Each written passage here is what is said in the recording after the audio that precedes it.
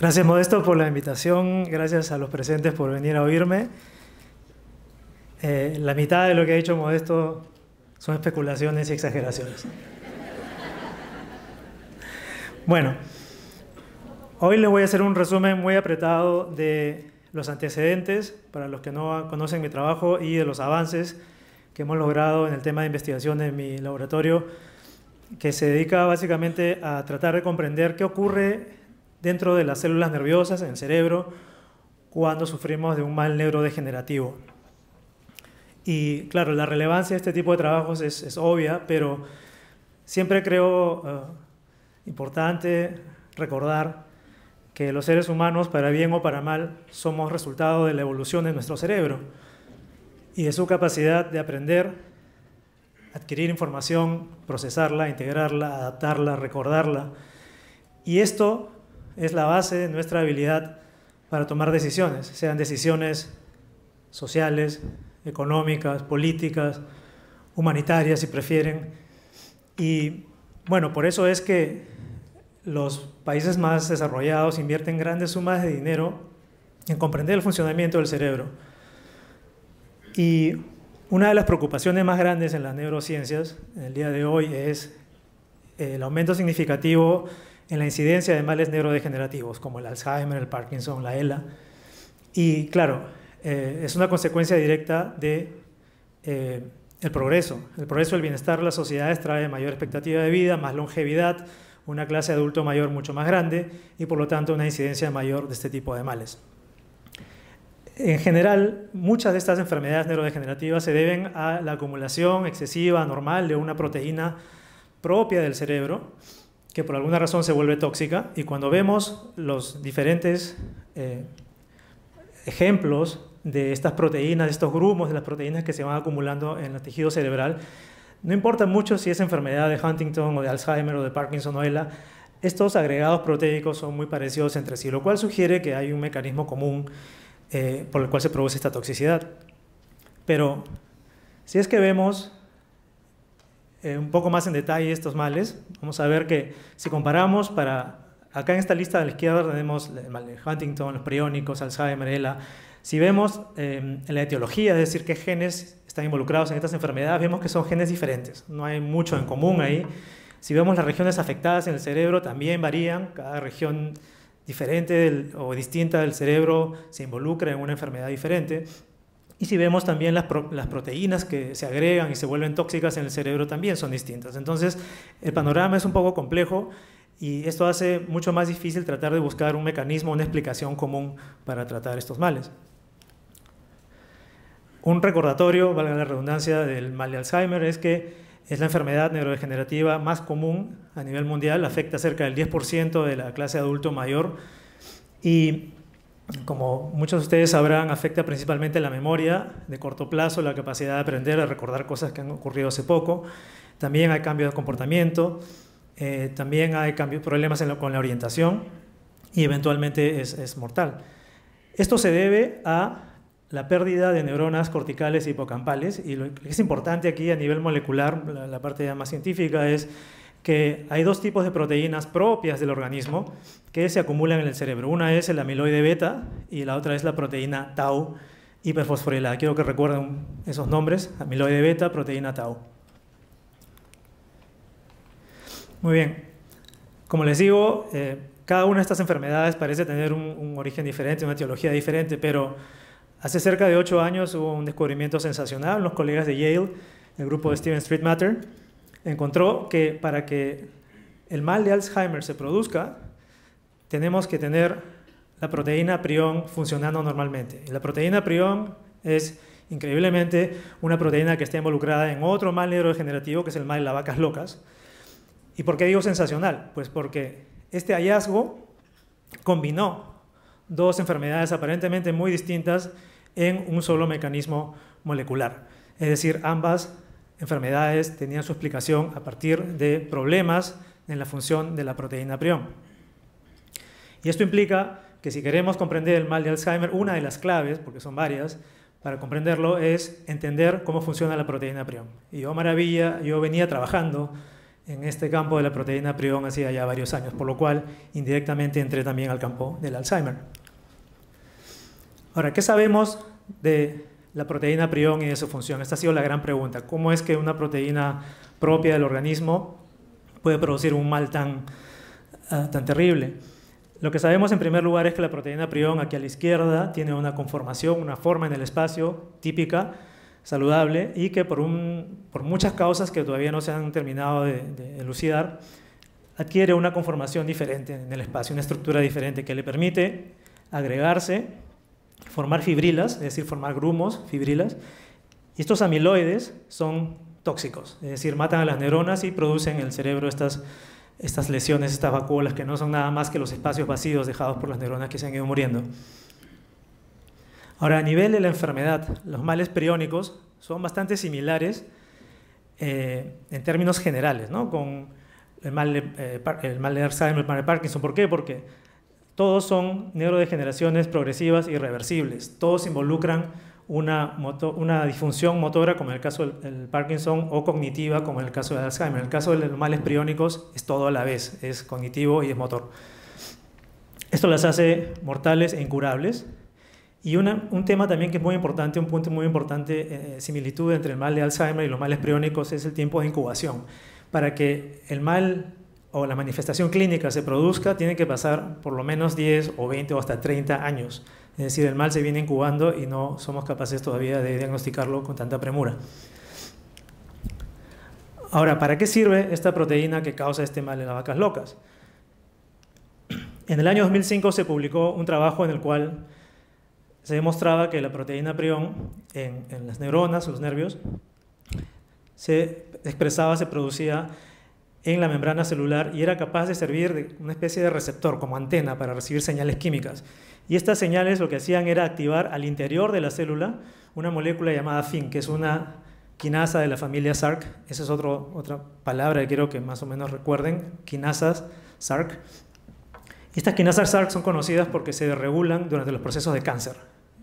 La desregulación de las quinasas SRC, como esta FIN, hacen que las células pierdan adhesión y hagan metástasis y colonicen en diferentes tejidos. Pero en este contexto de neuronas era difícil comprender para qué servía esta asociación. Y es ahí donde mi grupo de trabajo en Alemania, todavía antes de venir aquí, decidió involucrarse en esta investigación, pero utilizando un modelo diferente. Hasta entonces los trabajos se realizaban utilizando modelos mamíferos, es decir, ratas, ratones, y lo que decidimos fue utilizar el pez cebra. El pez cebra es un modelo, un organismo, un modelo animal que se ha vuelto muy importante en la biomedicina porque, uno, es un vertebrado, dos, porque se trabaja con los embriones, tres, porque son transparentes y se desarrollan en el agua, y al ser transparentes nos permiten la visualización directa de todas sus estructuras y órganos. Ahora muchos dirán, bueno, ¿qué tiene de parecido un pez con un ser humano? ¿Cómo puedo yo sacar conclusiones acerca de una enfermedad de seres humanos?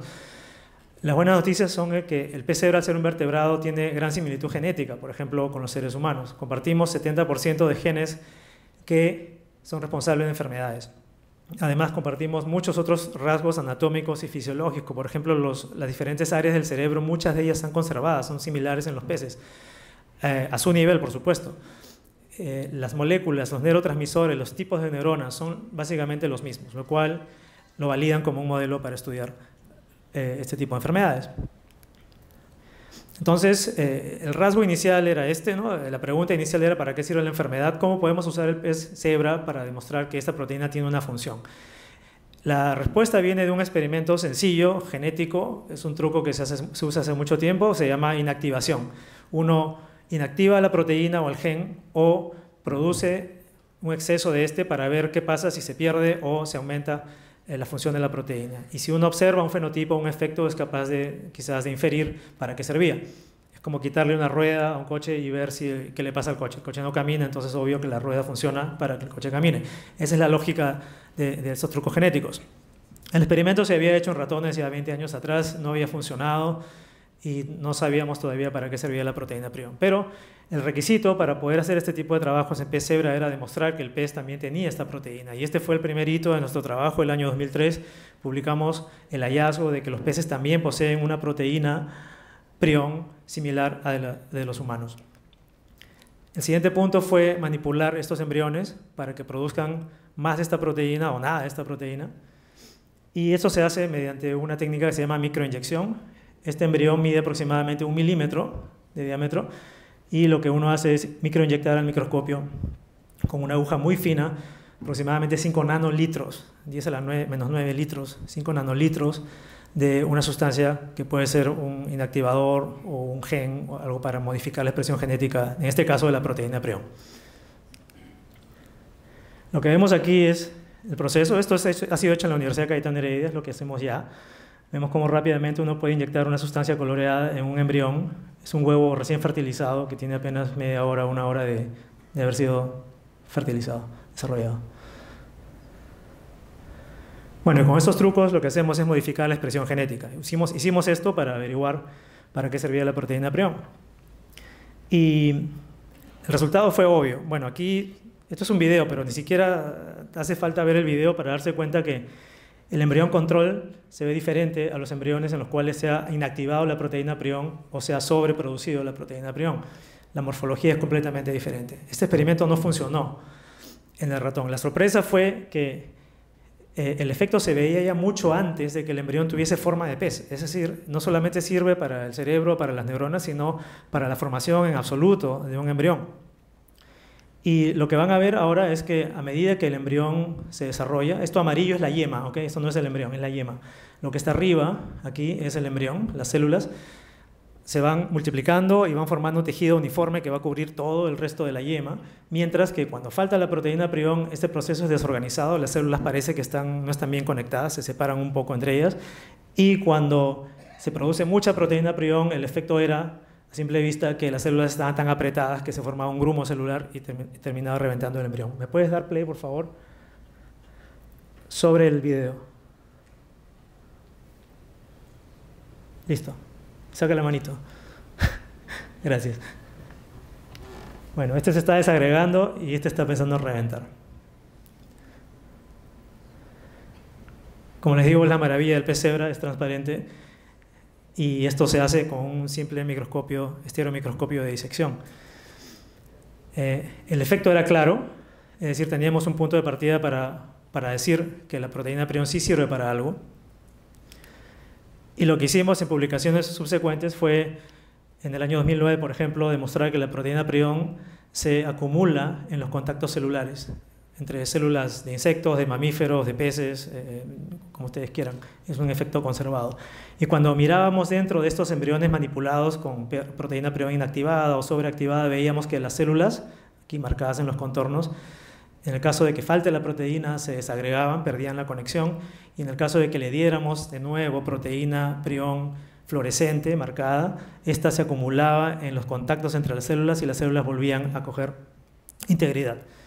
Y este efecto celular finalmente se explica debido a la capacidad de la proteína prión de controlar estas quinasas de la familia SRC, que ya les había mencionado antes, que producen cáncer, y su capacidad, a su vez, de controlar moléculas de adhesión, como la cadherina y la catenina. ¿Qué son las moléculas de adhesión? Las moléculas de adhesión son la goma molecular, es la goma que permite que las células, por ejemplo, de la piel, estén pegadas unas a otras, que no se separen entre sí. Y la regulación de estas proteínas de adhesión corre a cargo, en este caso, de las quinasas SRC. Y todo este proceso, nosotros descubrimos que estaba controlado por la proteína prión. Hasta ahora, aparentemente, no hay una conexión clara con el tema de neurodegeneración, pero eso lo vamos a ir viendo poco a poco. Esa es la gracia de las ciencias básicas. Uno va más o menos sin saber a dónde va a llegar. Y utilizando este tipo de trucos, dijimos, bueno, si la proteína prión controla la goma molecular, la cadherina y la catenina, y sabemos que estas se controlan también, uno lo lee en los libros, por las quinasas SRC. ¿Qué pasa si modificamos las quinasas SRC? También las inactivamos, también las sobreexpresamos, hicimos combinaciones de apagar un gen, encender otro gen, rescatarlo con el otro gen, y lo que vimos fue que efectivamente la proteína prión, por así decirlo, habla con las quinasas SRC, y estas son las que controlan cómo las proteínas, aquí abajo, se distribuyen en el tejido y cómo es que su integridad y sus niveles cambian. Todo esto se hizo con microscopía confocal y con técnicas de Western blot. Esto nos llevó a un modelo. El modelo decía que Ya sabíamos que la proteína prión estaba aquí, en la membrana celular, y que servía de antenita, de receptor. Y lo que encontramos es que esta proteína en vivo, en el pez cebra, en el embrión, controla la capacidad de estas quinasas SRC, estos oncogenes, de controlar el tráfico de proteínas de membrana. ¿Qué significa el tráfico? Esta proteína celeste, por ejemplo, es esa goma molecular que les cuento. Si está expuesta hacia arriba, puede pegarse a otra célula. Si se mete dentro de la célula, ya no está expuesta, ya no puede pegarse. Es decir, para que una proteína de membrana sea funcional, tenga su efecto, tiene que salir. Y ese salir o entrar hacia la membrana o hacia el interior de la célula está controlado por estas quinasas SRC. Esto nos da un mecanismo general para entender cómo es que la proteína prión puede afectar procesos celulares.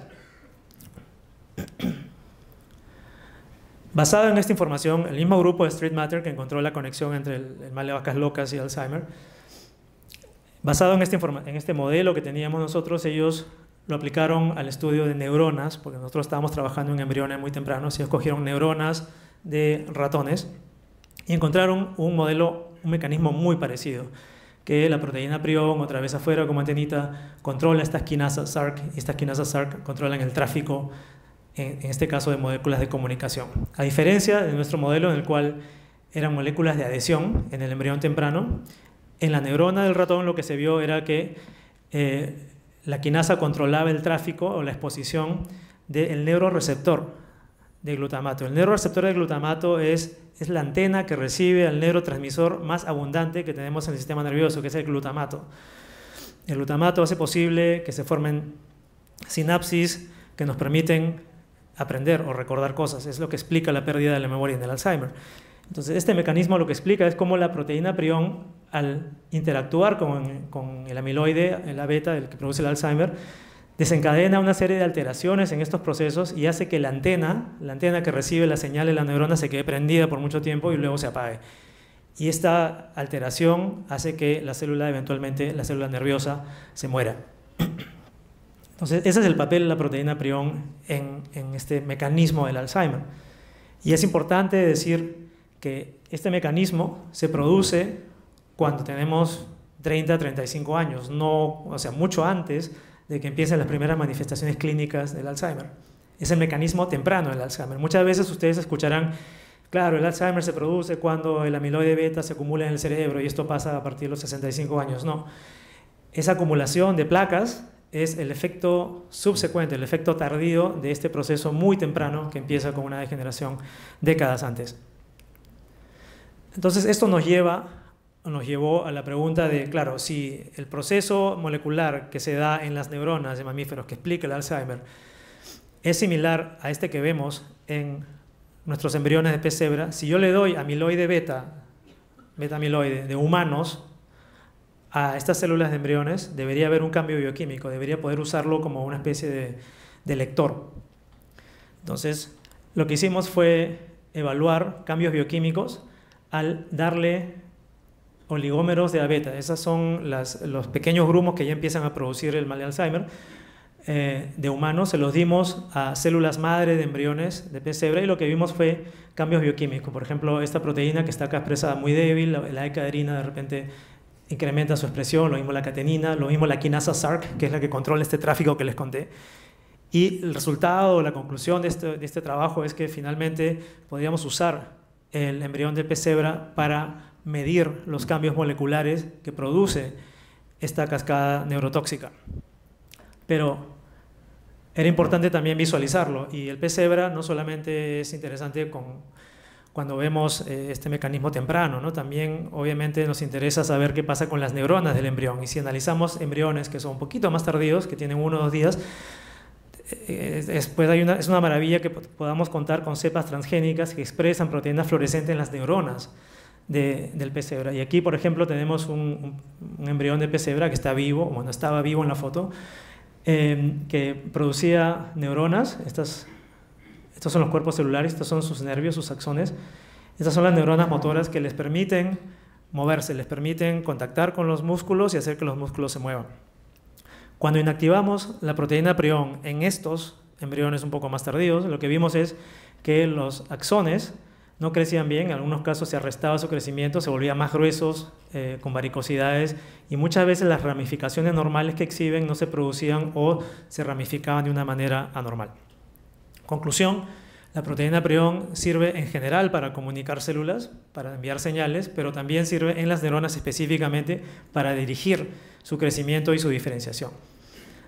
Ahora, estas mismas neuronas que controlan el movimiento tienen que hacer contacto con las células musculares, y las células musculares están marcadas con receptores, tienen receptores para estos neurotransmisores. Aquí lo que vemos es estas mismas neuronas del pez cebra, que son las mismas que tenemos nosotros, las mismas que utilizo ahorita para hacer este movimiento. Están marcadas en verde las neuronas, y en rojo tenemos marcados los puntos en el músculo que son responsables de recibir la señal. Y estos crecen cuando sobreponemos las dos imágenes. En el desarrollo embrionario crecen en concertación, es decir, crecen en un patrón muy definido y muy paralelo. Cuando bloqueamos la proteína prion, en ese estadio vemos que las neuronas crecen mal y los receptores crecen mal, lo cual nos lleva a fallas motoras que se observan en el embrión. Y como todo esto está relacionado en nuestra hipótesis con la quinasa Src, que es esta quinasa oncogénica, decidimos ver qué pasaba con la quinasa Src. Y acá vemos, esta es la neurona teñida en rojo, ¿okay? Estas son las neuronas, estos son los axones. Y esta es una foto paralela tomada con otro color de una técnica histoquímica en donde teñimos en verde todos los lugares donde se produce activación de esta quinasa.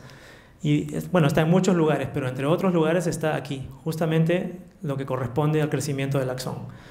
Cuando inactivamos la proteína prion, vemos que esta señal no se produce o se reduce en gran manera in situ en el embrión vivo del pez cebra. Luego, la siguiente pregunta era, bueno, ¿qué pasa si ahora le damos, ya que hay una conexión entre Alzheimer y priones, qué pasa si le damos el amiloide beta al embrión, pero inyectándolo directamente en el cerebro? Y ese es el siguiente experimento, por favor, dale play. Acá vemos una microaguja que lo que va a hacer es inyectar una solución que contiene el amiloide beta, que produce el mal de Alzheimer en humanos. Siguiente, una más. Ahí va, ok. Bueno, es un trabajo de chinos, es un trabajo bien fino, pero eventualmente cuando uno domina la técnica y logra inyectar a unos cientos de embriones puede sacar conclusiones muy interesantes. La primera pregunta es, ¿qué pasa con este amiloide beta? Nosotros podemos colorearlo, pintarlo y ver cómo se distribuyen las neuronas.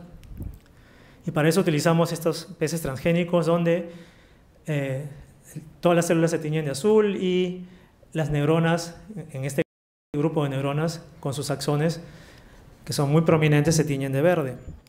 Y a esto le agregamos una tinción en color rojo para ver todo lo que aparezca en rojo es el amiloide beta que hemos inyectado.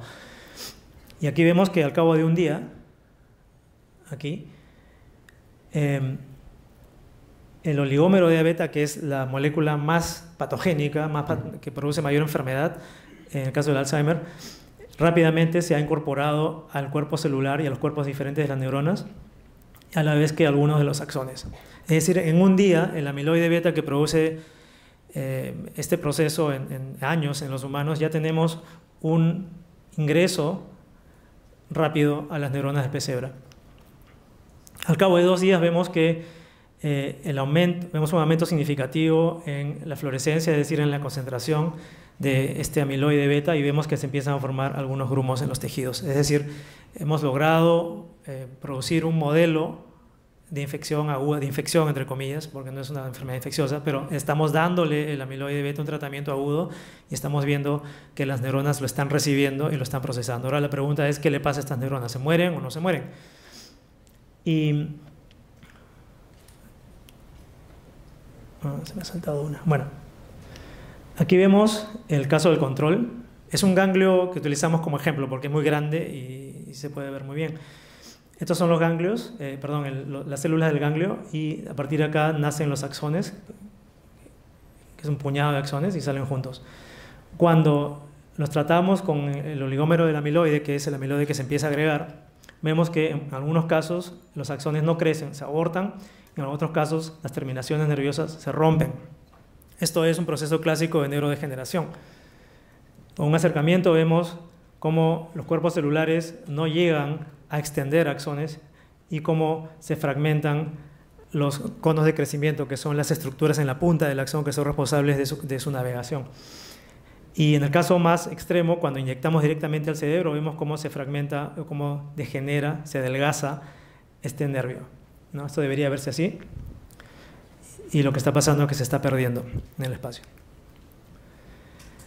Bueno, todo esto era muy alentador. Nos decía que efectivamente estamos reproduciendo un fenotipo neuronal, un problema.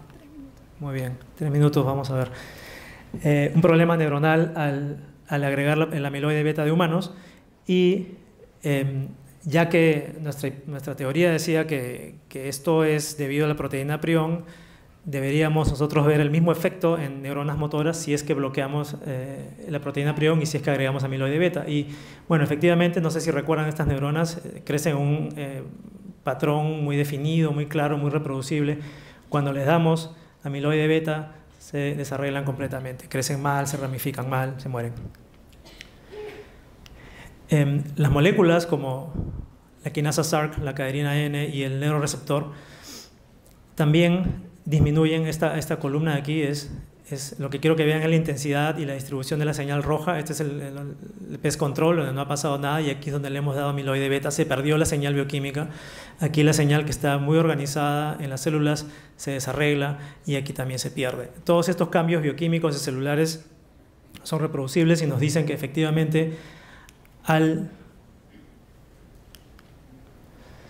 manipular estos embriones con amiloide beta estamos generando un proceso similar al que se produce cuando la proteína prión se altera en su función. Un tema aparte, bueno, que es complementario, es que tenemos ahora la posibilidad en el laboratorio de evaluar la trayectoria de larvas de embrión que han sido puestas en una placa de ensayo multipocillos. Es decir, es una especie de Waze que lo que hace es seguir la trayectoria de nado y movimiento de la larva, y con esto podemos saber si estos patrones son normales o no, y combinar esta información con toda la información que les he contado, que es bioquímica molecular, para tener una imagen mucho más completa de lo que está ocurriendo con estas neuronas. Y esto nos lleva al diagrama final, al modelo final, en el cual esto lo hemos publicado en el 2016, y es un intento de reconstruir un mecanismo general, es una propuesta de un mecanismo general para estas enfermedades neurodegenerativas, en el cual vemos que la proteína prión sirve como receptor tanto para el amiloide beta como para los priones patógenos, como para las proteínas de alfa-sinucleína que producen el mal de Parkinson. Es una publicación muy reciente que también ha salido. Es decir, sirve de receptor para estas proteínas malas, tóxicas, y lo que hacen es desregular la función de las quinasas Src, que al final van a incidir en cómo se trafican de la membrana hacia adentro o hacia afuera moléculas muy importantes para la función neuronal, como las moléculas de adhesión, estas gomas que les conté, o los receptores de los neurotransmisores. Y todo este efecto en conjunto sería un mecanismo general que explicaría no solo una, sino varias de estas enfermedades. Y bueno, hacia ahí vamos. Las dos direcciones generales que estamos llevando ahorita en el laboratorio a futuro es, uno, continuar con este trabajo para poder encontrar fármacos que modifiquen algunos de estos aspectos de la patología de la enfermedad neurodegenerativa y poder aliviarlos. Y otro es encontrar maneras de diagnosticar en células neuronales qué cosa está pasando sin necesidad de mirar necesariamente la parte molecular. Esta es otra historia muy larga que me la voy a ahorrar. Y bueno, agradecerle a mi grupo de trabajo, al laboratorio de la Universidad Cayetano Heredia, a Innovate Perú, a la Cooperación Alemana, a todos los que me han ayudado en estos 3 años que me he tomado. Bueno, 2 años en construir el laboratorio, 1 en ponerlo a andar, y creo que estamos en un buen punto para poder seguir con competitividad y con buen nivel lo que veníamos haciendo.